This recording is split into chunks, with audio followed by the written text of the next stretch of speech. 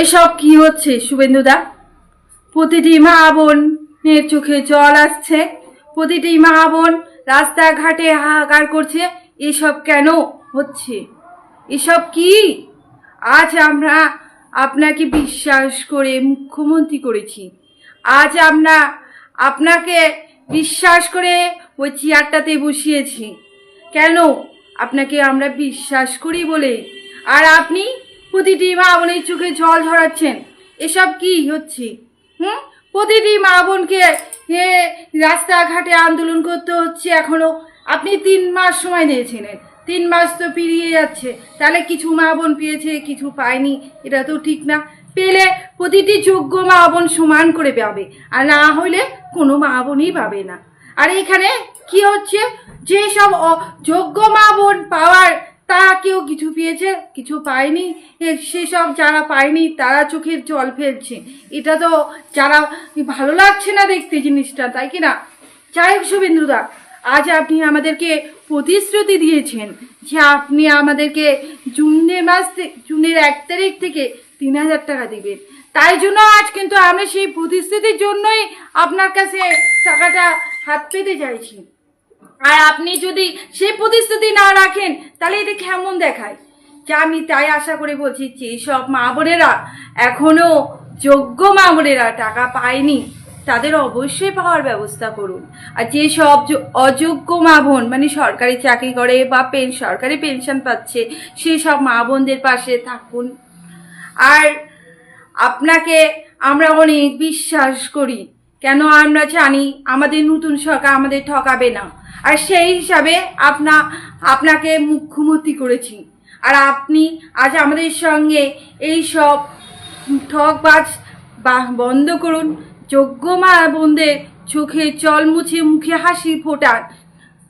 আর আপনি যদি আজ আমাদের সঙ্গে ঠকবাজ করেন তাহলে বাইরের জনগণরা কি করবে? তারাও তো দুদিন পর থেকে এরকম ঠকবাজ শুরু হয়ে যাবে। তখন সাধারণ মানুষ, সাধারণ মা বোন ভাইরা কোথায় দাঁড়াবে? আপনি একটু বুঝতেও, আপনি একটু ঠান্ডা মাথায় বুঝতে চেষ্টা করুন। আজ অনেক মা বোন আছে হাহাকার করছে আপনার এই অন্নপূর্ণার জন্য। কেন এসব হচ্ছে? কেন তাদের চোখে জল পড়ছে? আপনি কি বুঝতে পারছেন না? এসব কিছু বুঝতে পারছেন না? আপনি কিছু দেখতে পারছেন না? এইসব নিয়ে একটা কিছু ব্যবস্থা নিন, যাতে প্রতিটি যোগ্য মা বোনের মুখে হাসি ফোটে। আজ আপনি তো আমাদের আগে বলেননি যে ভোটের আগে যে ভেরিফিকেশন করতে হবে। আজ তাহলে কেন এইসব হচ্ছে? ভেরিফিকেশন করতে হবে, এই করতে হবে, 3টা বার রুম থাকলে দেওয়া হবে না, গাড়ি থাকলে দেওয়া হবে না, কেন এইসব হচ্ছে? আজ আপনি প্রতিটা বাড়ি বাড়ি গিয়ে দেখুন, অনেক মা বোনরা ভাইরা আছে, তাদের মাথার ঘাম পায়ে ফেলে 3টা রুম তৈরি করেছে। তাদের মাথার ঘাম পায়ে ফুলে তারা একটা গাড়ি করেছে। কেন জানেন? তারা অনেক কষ্ট করে করেছে। যে গাড়িটা করেছে তারা সেটাতেই তারা পেটে ভাত জুটছে। যাই হোক শুভেন্দুদা, আমি হয়তো আপনাকে অনেক কিছু বলে ফেলে দিলাম। যদি আমি কোনো কিছু খারাপ বলে থাকি তার জন্য আমায় ক্ষমা করবেন। মমতাদির কথাটা মনে আছে?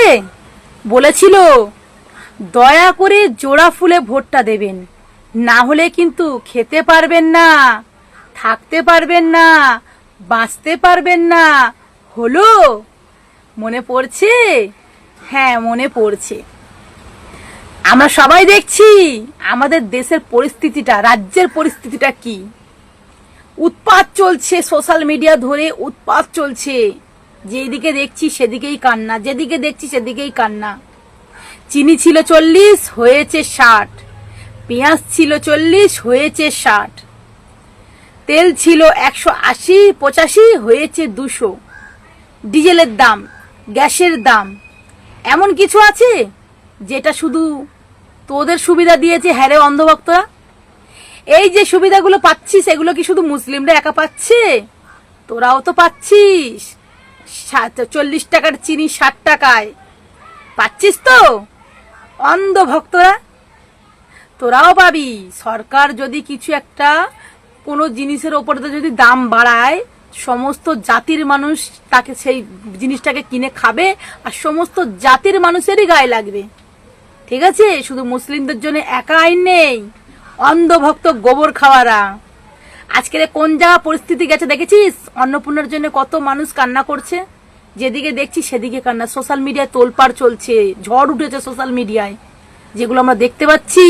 অন্নপূর্ণার জন্য বলছি আমি ওষুধ কিনে খেতে পারছি না, এমন এমন বৃদ্ধ। তোদের বর্ণের রে, তোদের সনাতনী বর্ণের মা বোনরা কেমন করে কাঁদছে দেখছিস? কাঁদবে না কেন?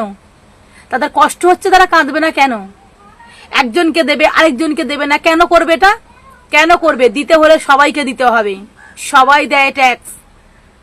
অন্ধভক্তরা দেশটাকে খেয়ে ফেলেছিস তোরা। এই অন্ধভক্ত গোবর খেয়ে খেয়ে দেশটাকে খেয়ে ফেলছিস। দাম বাড়ুক না, খাবি, কিনে খাবি, কি আছে, তাই না? রামরাজ্য করে তোরা দেশটাকে নষ্ট করে ফেলছিস। মানুষের মধ্যে ঘৃণা ছড়িয়ে কি লাভ হচ্ছে? কোনো লাভ হচ্ছে? মানুষের মধ্যে প্রত্যেক মাসের নাটক। তো চলুন আগে ভিডিওটা দেখুন। যারা টাকা পাওয়ার যোগ্য তাদের টাকাটা, যারা টাকা পাওয়ার যোগ্য না তাদের দেবেন না। যারা দরকার বাড়ি আছে চাকরি দিবে তারা টাকা পাবে, বাড়ি ইনকোয়ারি আসুক, তারপর টাকাটা দিক।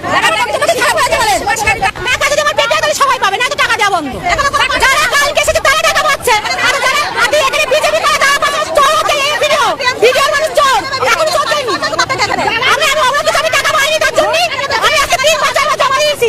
3-4 আমার পরে যারা আগে যারা তারা সবাই পেয়ে গেছে। আমরা অবস্থা যারা সরকারি চাকরি করে তারা সবাই পেয়েছে, 4 টাকা করে জমা পেয়েছে। আমরা সাধারণ মানুষ জম দিয়ে এখানে আমরা টাকা পাইনি। 4-5 ফর্ম লাভ করেছে, আসছে কাগজ জমা ফেলে দিচ্ছে। আমাদের হচ্ছে না, এটা কি এমন নাকি পেলে সবাই পাবে, না পেলে কেউ পাবে না। সরকার যা যা বলছে সব মিথ্যা। আরে কাকিমা, 4 চাকা আছে, সে পাওয়ার যোগ্য তাই পেয়েছে, আর আপনার কিচ্ছু নেই, আপনি ভিখারি হলেও পাবেন না। এটা তো প্রথম থেকেই আপনাদের জানা উচিত ছিল। প্রত্যেকটা মাসে দেখছি অন্নপূর্ণা ভান্ডার নিয়ে যত নাটক চলছে, ইনকোয়ারি চলছে। আজকে এই মাসে একজন পাচ্ছে তো পরের মাসে একজন পাচ্ছে না, যে পেয়েছিল আগের মাসে পরের মাসে সে পাচ্ছে না। আরে এগুলো তো খেলা, এটাকেই তো খেলা বলে না, খেলা শুরু হয়েছে, এবার তো আসল খেলা শুরু হয়েছে, সেই আসল খেলা। আরে এখনো আপনারা বুঝতে পারেননি? যার বাড়ি আছে, যার গাড়ি আছে, যার মোটা পয়সা আছে, সেই পাবে অন্নপূর্ণা ভান্ডার। গরিবরা অন্নপূর্ণা ভান্ডার পাবে না। কয়জন গরিব পেয়েছে? বেশিরভাগ দেখুন যাদের সঙ্গে চ্যানেল আছে ভালো, তারাই পাচ্ছে। এটা তো মানে কত আর ইনকোয়ারি হবে? আমার কথা হচ্ছে, দেবে না যখন, সব বাড়ি সার্ভে করা হোক সব বাড়িতে, তারপরে জেনে বুঝে যাকে পাওয়ার উপযুক্ত তাকে দিক। যে না পাওয়ার উপযুক্ত নয় সে পাবে না, ব্যাস মিটে গেল। যে চাকরি আছে, 10,000 টাকা মাসে ইনকাম করে, এরকমই তো কথা হয়েছিল যে 10,000 টাকা মাসে ইনকাম করে, যার 4 চাকা গাড়ি আছে, বাড়িতে ফ্রিজ আছে, 3-4টে ঘর আছে, তারা পাবে না টাকা। তাহলে তারাই কেন টাকাটা পাচ্ছে? প্রশ্নটা তো এটাই, তাই না?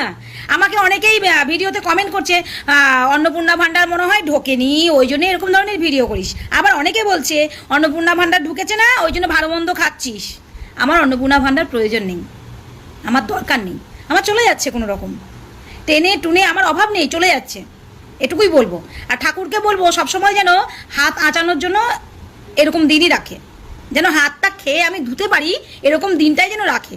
আমার দরকার নেই ওই রকম পাপের টাকা, ঠিক আছে? অন্নপূর্ণা ভান্ডারের জন্য না আমি কোনো ফর্ম ফিল আপ করেছি, না কোনো দিন করবো, না নেব।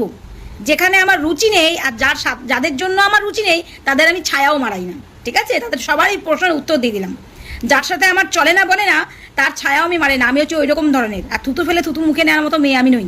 আমার চাই না অন্নপূর্ণা ভান্ডার। প্রত্যেকের উত্তর আশা করি দিয়ে দিতে পারলাম। যাদের দরকার তাদেরকে অন্নপূর্ণা ভান্ডারটা দেওয়া হোক। আমার দরকার নেই তো, আমার প্রয়োজন নেই, তাই আমি নিতে চাইছি না। যাদের প্রয়োজন তারাই তো প্রত্যেক মাসে এরকম করে কাউতালি হচ্ছে না। আর এ মাসে তো